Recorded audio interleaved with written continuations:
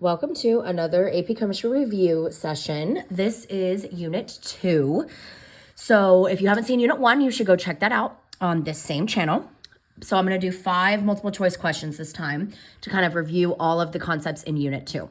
So it's a lot of things about bonding and molecules this time. All right, so this question says, on the basis of electronegativity differences between atoms, which of the following scientific claims is the most accurate regarding the bonding in MgNO3 Okay, so a couple things you need to know. It's helpful to have a periodic table handy, and on the exam, you will absolutely have one. It just can't be ripped out of your test booklet, but you are given one, okay? So just some reminders. If this is your periodic table, whatever it looks like, everything that is to the left of the stairs is a metal, with the exception of hydrogen, and everything that is to the right of the stairs is a gas, okay? Or a non-metal. Okay, not all of them are gases. I'm sorry. They're all non-metals. So we got metals to the left, except for hydrogen, and then non-metals to the right. Most of them are gases, not all though. Okay, and so it's talking about the different kinds of bonds, okay? And this first choice says there is polar covalent bonding between Mg and N, and that's part of the compound here. Okay, so a couple things you need to know about covalent. This is going to occur between non-metals. Okay, so that means that the things involved in the formula have to be from the right side of the stairs, or H with something from the right side of the stairs. Those are going to be your non-metals. Okay, polar just means unequal sharing, and there's going to be another question that comes up in a little bit where I'm going to show with a diagram, but polar just means unequal sharing of electrons. Okay, I'm going to abbreviate electron E- because they are negatively charged. All right, so covalent happens between nonmetals, and polar means unequal sharing. So that kind of takes care of choice B as well. Okay, so we need to see what we have going on. We've got Mg, and Mg is to the left of the stairs, and it's not hydrogen. So we know Mg is a metal. So since Mg is a metal, it cannot be A. There's no covalent if one of them is a metal. Okay, it also cannot be B because B says it's covalent in some way, shape, or form. So we just knocked out 2 answer choices very, very, very quickly. Okay, so our other 2 options both say that there is ionic bonding. Okay, ionic occurs between a metal and non-metal. Okay, now it could be more than one non-metal, so I'm going to put an S on that. But it's got to have at least one metal to be considered ionic. So metal and then non-metals, okay? And we already know Mg is a metal, so we know that it is ionic in some way, shape, or form. And then this says there's ionic bonding between N plus 5, okay? And this is an ion, and that's what ionic means when they are forming their bonds between metals and non-metals. The metal is losing electrons and the non-metal is gaining electrons, which is why we have these charges out here.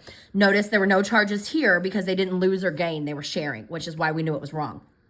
So if I look here at my periodic table and it happens to be marked, N has a -3 charge, which means that nitrogen tends to gain 3 electrons in order to complete its octet, or 8 valence electrons. Okay, so N does not have a +5 charge. So that is just a false statement. This is not true.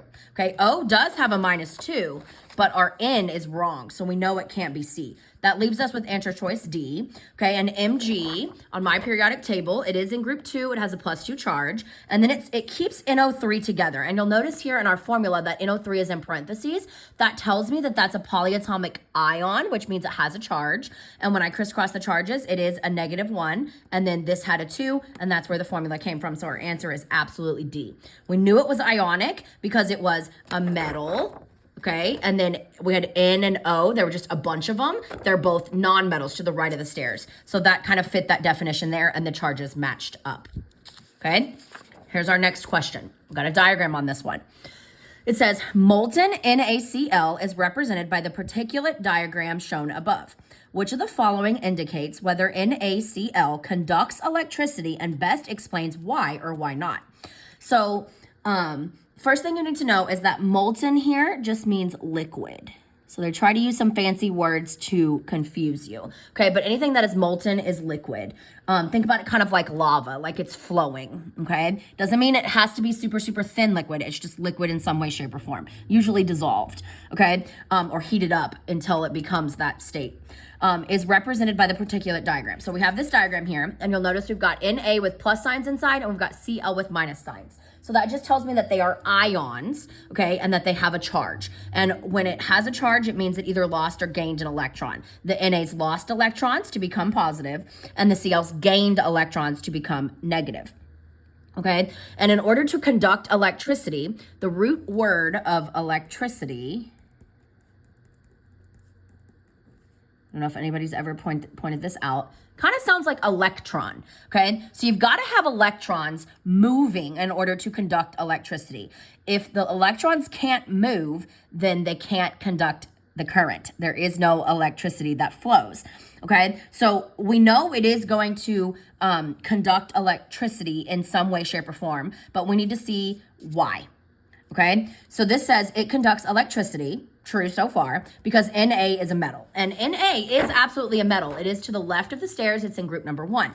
Okay, and metals do conduct electricity, but metals conduct electricity because they have a moving sea of electrons. Okay, and we don't see that represented here. We just have a bunch of ions here. So it really has nothing to do with the fact that Na is a metal, because it has the Cl, which means it's been dissolved and kind of broken apart. So it's not because it's not conducting electricity just because Na is a metal. All right, it conducts electricity because ions are free to move, and that is true. There's nothing holding them. They're not in a container. There's nothing blocking them, so that is definitely a possibility. C says it does not conduct electricity because Cl is a nonmetal. So Cl minus is a nonmetal, and typically nonmetals do not conduct electricity on their own, okay? But because we have those Na pluses and those Cl minuses, there are electrons that are free to move. Nothing is blocking them. So C cannot be our answer. It does not conduct electricity because there are no free electrons. Well, I already told you that's not true. If there are charges, that means electrons were lost or gained. So there was movement. So our best answer choice is B. Okay, here's another one with a diagram. Which of the diagrams above best represents the CH2O molecule and why? All right, so we have these two diagrams here, diagram 1 and diagram 2. And I want to remind you about the octet rule. Okay, and this is not an explanation for something. So if you're ever looking for an explanation, like in a free response question or in one of the answer choices, it will never be because of the octet rule, but it's still a good thing to remember when you're drawing out your diagrams if they aren't provided to you. And the octet rule basically just says that atoms need to have 8 valence electrons. That's where oct comes from. 8 valence electrons in their outermost shell. Now, there are a few exceptions. Okay, boron only needs 6, and then hydrogen only needs 2. And most of the noble gases do not form compounds, okay? You might see them occasionally, but most of the time they will be completely left out. So anything from group 18, you mostly won't see in compounds. But all other atoms need to have 8 valence electrons in their outer shell. Hydrogen needs 2. That's the kind of weird exception. So a line, in case you missed the other video, a line means 2 shared electrons, okay? So right now, this H has its 2 shared electrons. And this H also has its 2 shared electrons. And the O, these electrons here belong only to O, but let's make sure they count up to 8. So the line means 2, 1, 2, 3, 4, 5, 6, 7, 8. So O also has 8. Now we have to check our center atom. I checked all of my outsides first. Our center atom also has to have 8 because it's carbon and it's not one of our exceptions like hydrogen. And it's got 1, 2, 3, 4, 5, 6. So right now, diagram 1 does not have the proper number of electrons according to the octet rule for carbon. And carbon almost, I'm going to say 99.99% of the time should have the 8 valence electrons. Okay, so let's check this diagram over here. Our outside atoms first. This H only has 2 shared electrons. This H has 2 shared electrons. This O has 1, 2, 3, 4. And then it's got a double bond. A double bond is just sharing 4 electrons. So 1, 2, 3, 4, 5, 6, 7, 8. So the O is also good. Let's check our carbon in the middle. 1, 2, 3, 4, 5, 6, 7, 8. So this satisfies the octet rule, which tells me there's probably the right number of electrons in this diagram. So I know it's going to be diagram 2. So I can mark out A and I can mark out B because they both say diagram 1 is my correct answer. So I'm not even going to read those. All right. Diagram 2 is our answer, one of these, because the molecule has a trigonal pyramidal shape. Okay. While that might be true, okay, I want to read D and see what's going on here. Diagram 2, we know that's going to be the answer, because all atoms have a formal charge of 0. So I do want to talk for just a second about formal charge. So the formal charge is based on the number of valence electrons for that atom and the shared electrons and the lone pairs. So it's kind of a lot going on there. All right, but H on the periodic table has one valence electron. It's in group number 1, okay? And when we count up formal charges, the shared electrons, you basically kind of like half it, and only half of it belongs to that atom. So this H only has half of that, which is just 1, and that's perfect. Okay, so one valence electron that it had from the periodic table minus the one that it's sharing, because it's 1 and 1, equals 0. So this H has a formal charge of 0. This H, it's got one valence electron from the periodic table. We subtract out half of the shared, which is just 1, because the shared mean 2, and we also get 0. So this also equals 0. All right, the O. O on the periodic table is in group 16, and it has 6 valence electrons. So we're going to count up the half of the shared, so 1, 2. Remember, the line means 2, so we're only counting one of them. So 1, 2, and then each of these lone pair ones here count as one whole electron. So 1, 2, 3, 4, 5, 6. So we've got 6 from the periodic table, valence electrons, minus 1, 2, 3, 4, 5, 6, which equals 0. Okay, so all of my outside formal charges are 0. Okay, let's check the C here in the center. Carbon has 4 valence electrons based on its group on the periodic table. And it has half, so 4 valence electrons minus half of this, which is 1, 2, 3, 4. So 4 minus 4 equals 0. So all formal charges are 0. And anytime you are asked to pick a diagram that's best, if it doesn't specify, you're probably looking for formal charge, okay? You're probably looking for formal charge. We can check the formal charges on this one too to show that they're not gonna all be 0. This is going to be the best structure anytime you can reduce formal charges and get them as close to 0 as possible. So the H here, 1 valence electron minus half of that, which is 1, equals 0. This one is also 1 minus 1 equals 0. Our O, though, remember the periodic table told us that O was in group 16, so it had, 16, so it had 6 valence electrons. So we do 6 minus, and then half of this is 1, 2, 3, 4, 5, 6, 7. So 6 minus 7 equals negative 1. Okay, so not 0 for that oxygen. The carbon, remember it had 4 valence electrons based on its group. So 4 minus half of this is 1, half of this is 1, and half of this is 1. So 4 minus 3 equals 1. So there's nothing wrong with this structure per se, but based on formal charges and the fact that it didn't satisfy the octet rule, that's another reason I know that diagram 1 could not have been my answer. So that's just an instance where the formal charges did not work out to be 0, which probably means this isn't my best structure. Nature tends to minimize formal charges. It's like it requires less energy that way. All right, so if it doesn't specify, you're probably looking for formal charges. And this one says diagram 2 because the molecule has whatever shape. While that may be true, formal charges is probably going to be the way to go. So this answer is going to be D. And all of the formal charges did equal 0. All right, here's another one. Which of the following Lewis diagrams, that's these guys, represents a molecule that is polar? So polar, again, means unequal sharing of electrons. Remember, I just do E minus because electrons are negative. All right, so it could be based on the shape, okay? So what we're looking at here is if I divided these shapes in half in both directions, is everything symmetrical? Okay, that's gonna tell me if the sharing is equal or not. Okay, so if I look here, I talked at the very beginning of the video about the octet rule, and I said that boron was one of our exceptions. Boron only needs 6 valence electrons. It's kind of a weird one, just based on its position on the periodic table. So boron is actually okay without that octet rule. Okay, and if I divided this in half, everything does look even in all directions.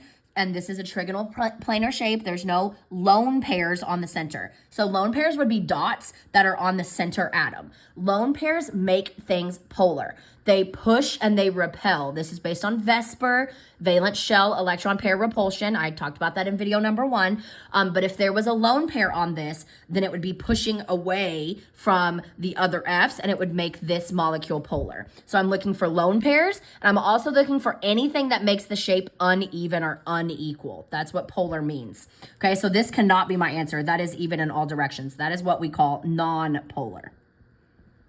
Okay, if you look here at CO2, if I divided it in half this way and this way, I have double bond here, double bond here. If one of these was a single bond, then it would be unequal sharing because one side would be sharing 2 electrons and the other side would be sharing 4.